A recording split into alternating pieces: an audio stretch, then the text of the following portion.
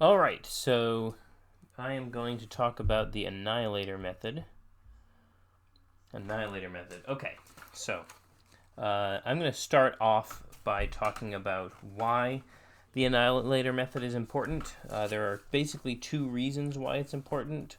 First, it explains some things that we've already done, and secondly, it teaches us how to generalize some things that we've already done. So for an example, I'm going to start with trying to write with my Wacom tablet here. Hope it works well. Let's say y double prime minus 4y prime. That didn't work. 4y prime. Gotta write a little bit slowly or else it doesn't keep up with me. 4y prime plus 4y is equal to x e to the 2x. Okay, great. So to solve, we need to do two things. First, we need to find a particular solution.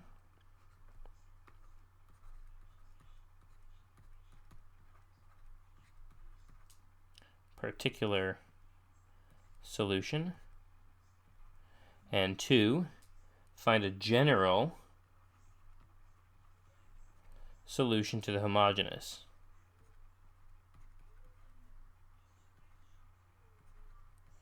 The homogeneous equation where we would have the same thing on the left, but 0 on the right.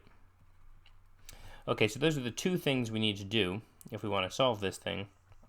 And so let's start with the homogeneous.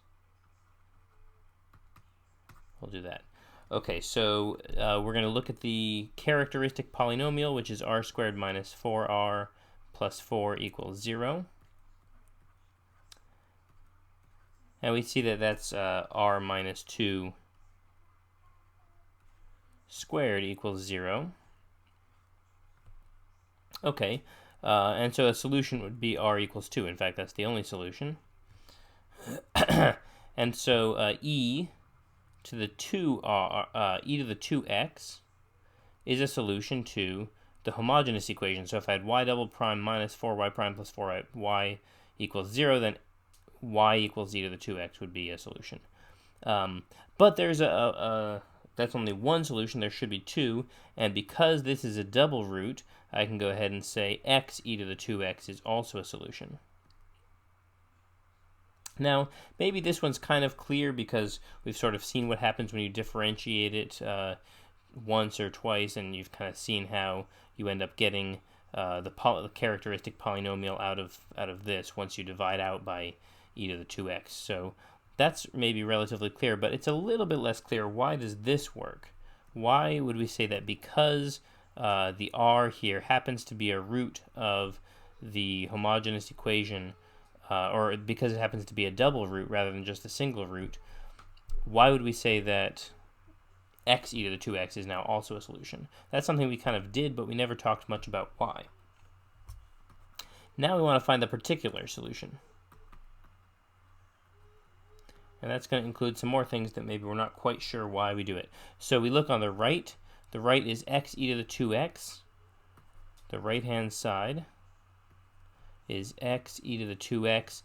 And because it's something e to the something x, we're going to look for a solution of the form x to the s times x plus 1. You've got to have the,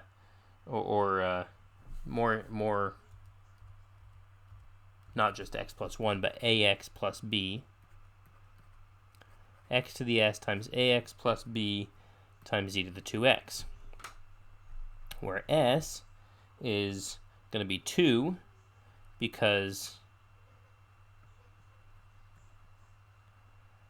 this 2 here is a double root of the homogeneous. So because 2 is a double root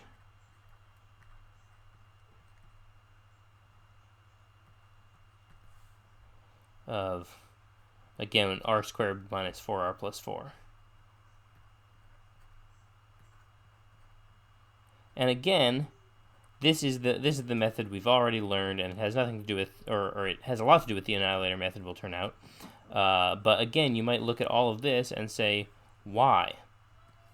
Okay, So your y question can apply both to maybe this part of the homogeneous and also to this part of the particular solution. So the annihilator method will do two things. First of all, so the annihilator method, I'm just going to say the and method because I don't want to write all that down. Plus, I don't know how to spell it. I think I do, maybe. I've got like a 50-50 shot each time.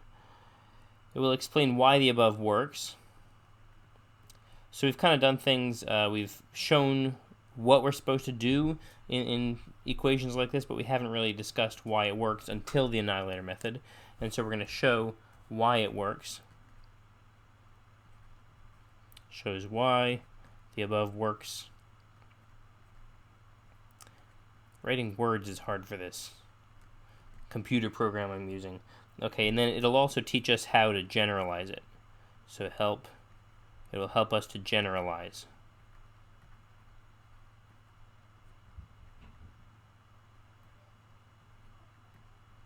Okay, so those are the two things we're looking for. When can it be used? So that was one of the questions that was asked in this Piazza question.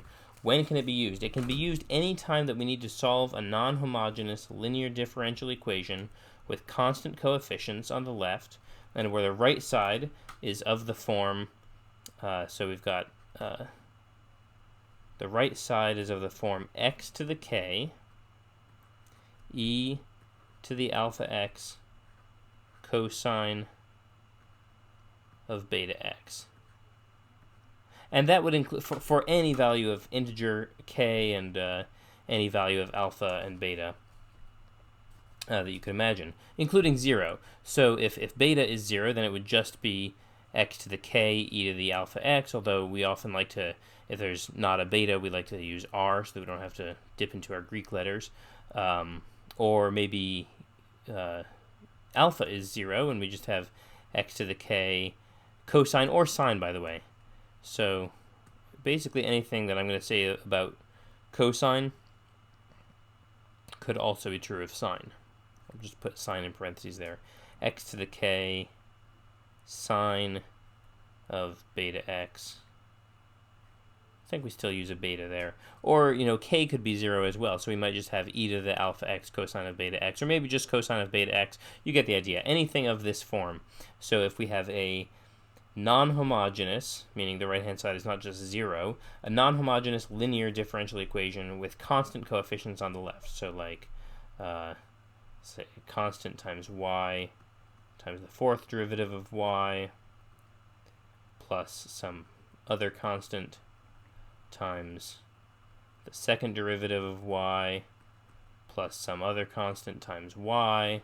I'm leaving out the first derivative and the third derivative just for space or whatever. But that's an example. Okay, so anytime we have that, we can use the annihilator method. And that answers, hopefully, the sort of just basic question about what the annihilator method is for.